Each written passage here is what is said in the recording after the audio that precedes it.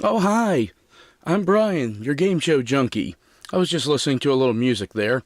You know, music is a universal language.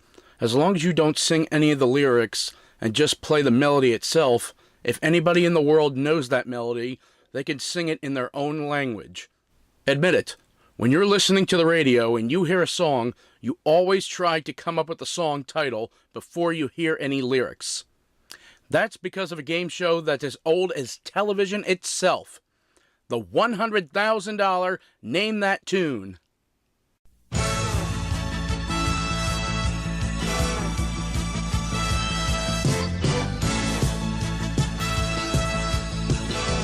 But first, it's time for a little history lesson.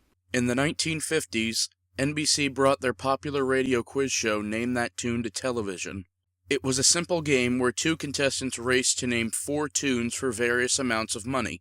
The show wasn't as popular until it was brought back in 1974 and eventually rebranded as the $100,000 Name That Tune, which veteran host Tom Kennedy hosted for 6 successful years. In 1984, the show was brought back with the late great Jim Lang at the helm. How did they kick off this new version? These 14 champions have collectively won over $1,400,000 on Name That Tune. Tonight, we brought them back to celebrate our premiere. In the next 2 weeks, they do battle, and one of them will become a super champ and win a second $100,000 in cash and prizes on the new $100,000 Name That Tune. That's right, the first 2 weeks were reserved for a special tournament they dubbed the Tournament of Super Champions. 14 players who won the $100,000 prize on Tom Kennedy's Name That Tune were brought back to compete for a second $100,000 grand prize. Now that we have all the history out of the way, let's get set to Name That Tune.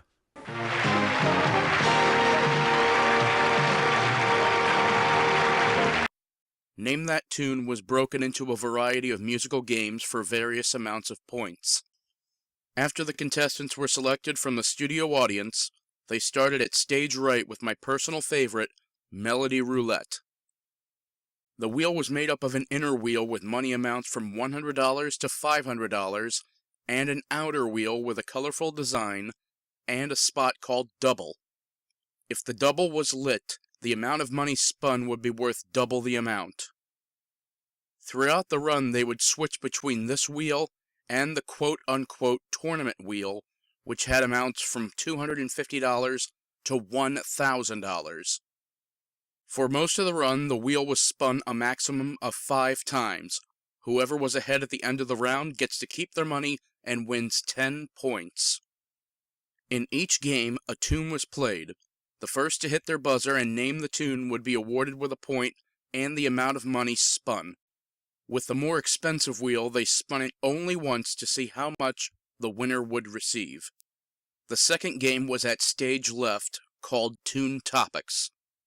A topic was randomly selected from a list of 5, and was a clue to what tunes they would play. After a maximum of 5 tunes, the winner gets 10 points and a nice prize, usually a VCR. The third game was Bid-A-Note, played at center stage. Nobody can recite the rules better than Jim Lang, so I'll let him do it.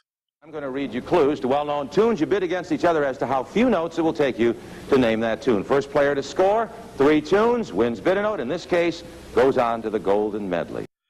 Starting at a maximum of 7 notes down to a minimum of 1 note, players try to name tunes with as few notes as possible or bluff their way to victory. This was the most memorable game from the show. For years to come, people would always tell each other, "I can name that tune in this many notes." In regular play, the winner of this game went to the golden medley, unless the winner forced a tie. If that happened, they would play one final tune to determine the winner. The winner of the day would go to the golden medley, where they would stand alone with Jim at center stage, attempting to name 7 tunes in 30 seconds. For each tune named, they would get $250 in prizes, but if they named all 7, they would play in their monthly Tournament of Champions for over $100,000 in cash and prizes. Before they could name the tune, they had to hit the button and stop the clock. If they gave a wrong title, the game was automatically over. If the person was unsure of a title, they were to hit the button and say pass, and they would come back to that if there was time left on the clock.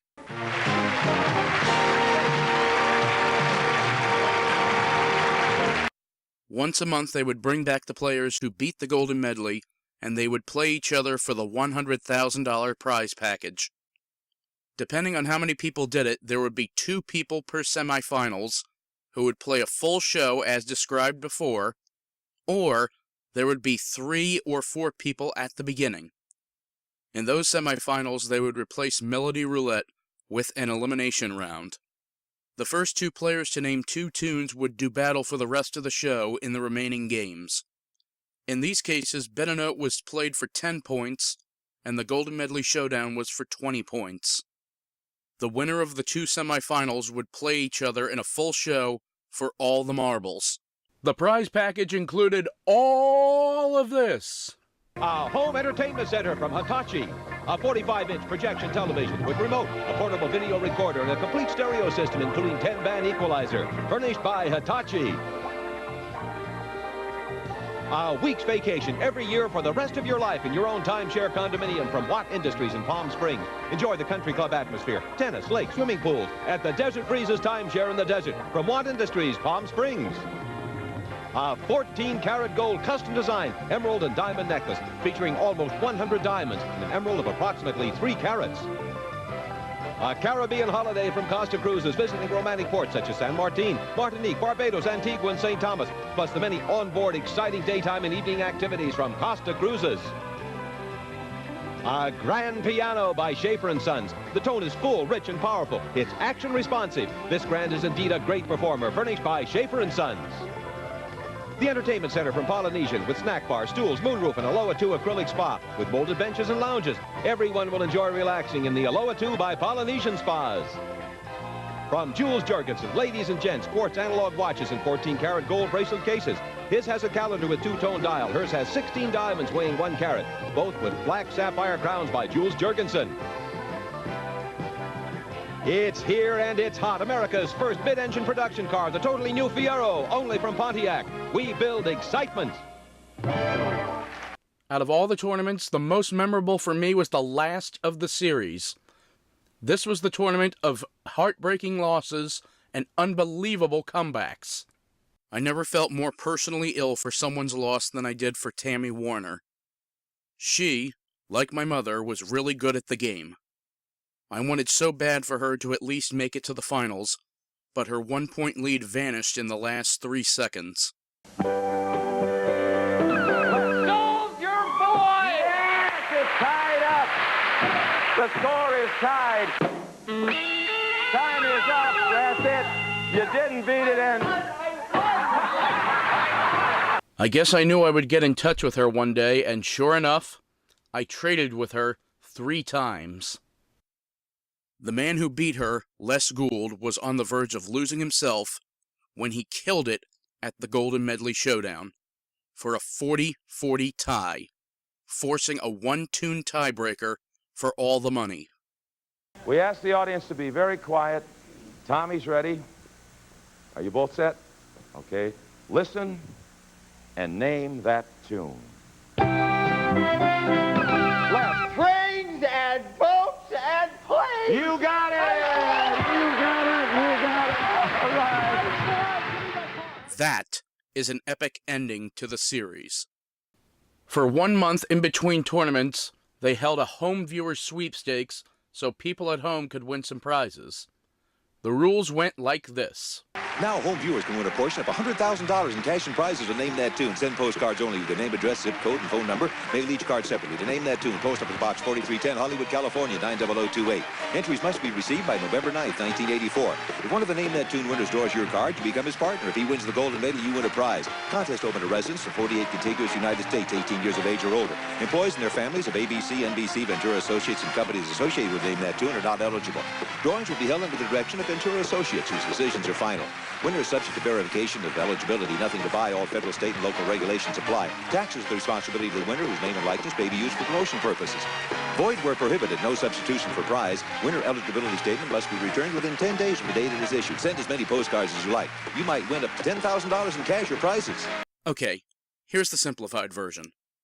Postcards sent in by viewers between October and November 9th, 1984, were placed into a drum, and the winner of the game drew one of those cards as a home viewer partner. Then they drew a prize from the $100,000 jackpot package. If they won the golden medley, the viewer would win said prize. If not, they were given a consolation prize, usually a Quasar mini stereo and portable TV duo. A total of 7 players won prizes for home viewers.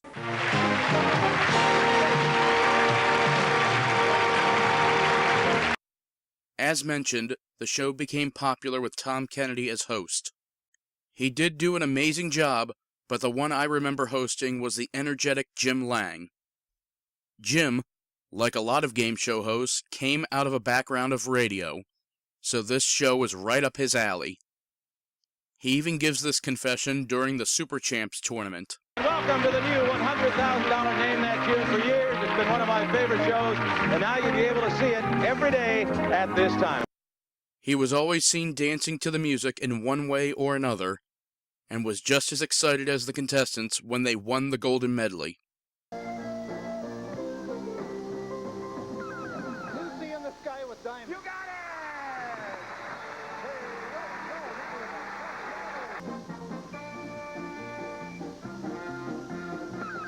There's nothing like a game.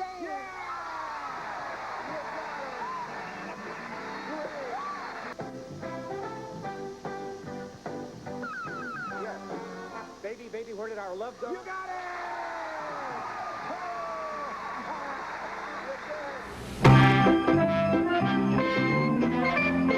Yes, Frosty the Snowman! You made it! You did it. 7 tunes in 30 seconds.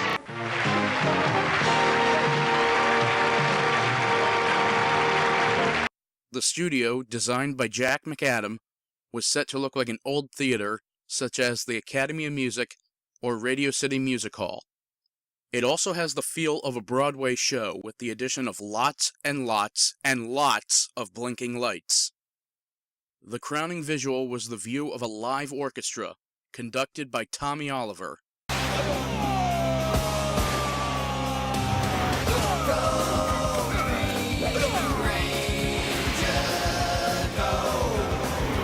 No, not that Tommy Oliver. This Tommy Oliver. I like the likes of you. I like the things you do. I mean, I like the likes of you. A pretty baby, I dig your eyes are blue. I think they're good on you. I mean, I like your eyes are blue.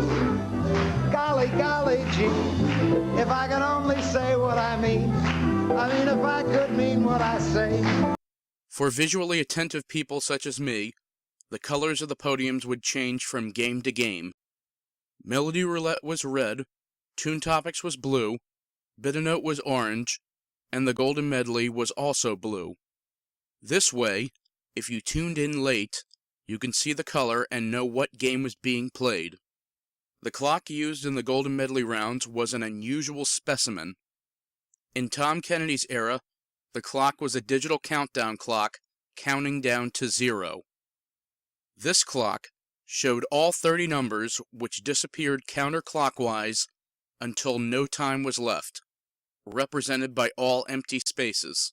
The big visual, at least for me, was after the $100,000 winner was crowned.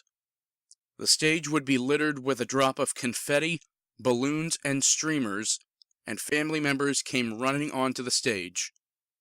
Because of this mess, the tournament finals was always the last show taped that day. To be even more exciting, 3 prizes were brought on stage. The necklace, $10,000 cash, which was only revealed on finals episodes, and the brand new car! Seeing the car in the flesh, as opposed to footage of the car being driven, was always the crowning visual to end a finals show.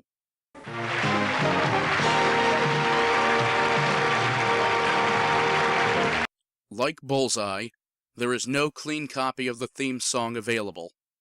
However, that does not detract from the fact that Name That Tune with Jim Lang is the most booming theme in game show history. The theme, directed by Tommy Oliver, felt and sounded like the opening number of a Broadway show. Here's the opening shot they used throughout the series.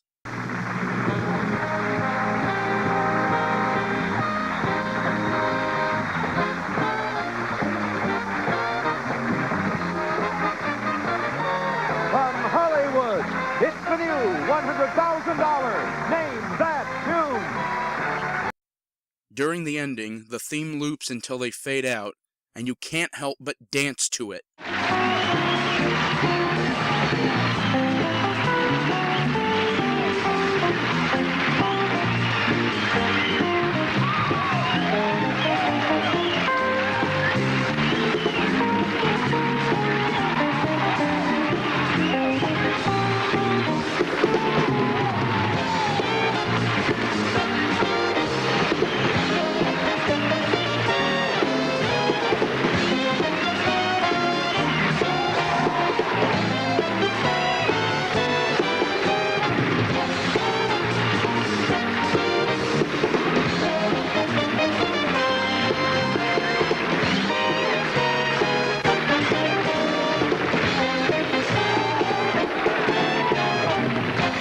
This is John Harlan speaking. The $100,000 Name That Tune is a Sandy Frank production.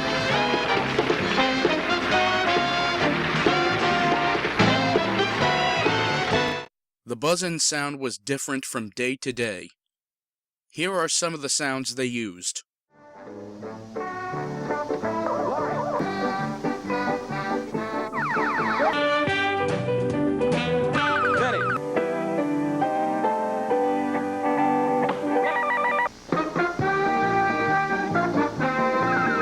What's up with that?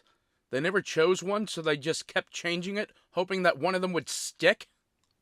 When the melody roulette wheel is spinning, it is accompanied by an organ piece, replicating the wheel spinning fast, then slowing down to a stop. Could be as much as $2,000. Here we go. Let her go.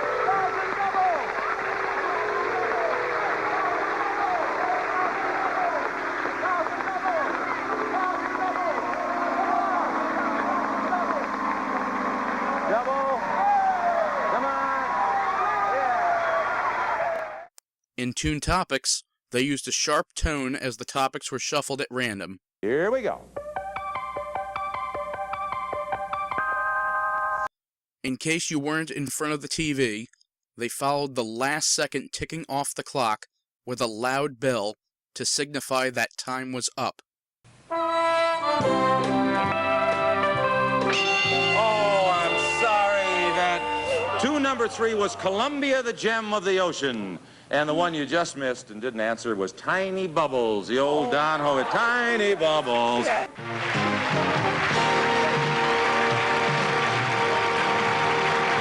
This is another rare case where the show spawned 2 catchphrases. Kind of. The first was obvious as it was said by the host before every song. Listen and name that tune. Listen and name that tune. And name that tune. Listen again, Eric, and name that tune. The other was said by the contestants during Bit-A-Note. I can name that tune in blank notes. Then they would challenge their opponent by saying, name that tune.